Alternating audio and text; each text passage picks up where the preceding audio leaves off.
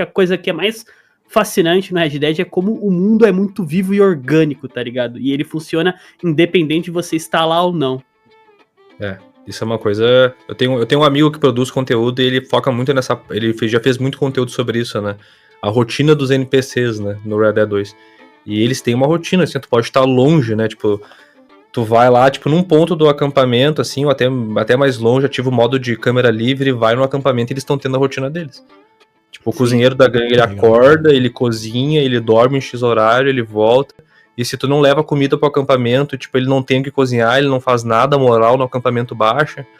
É um negócio assim bizarro. Caraca, que legal. Os fazendeiros, eles têm um certo horário que eles pegam as ovelhas, eles saem, caminham com as ovelhas, eles voltam pra casa, o cara dorme.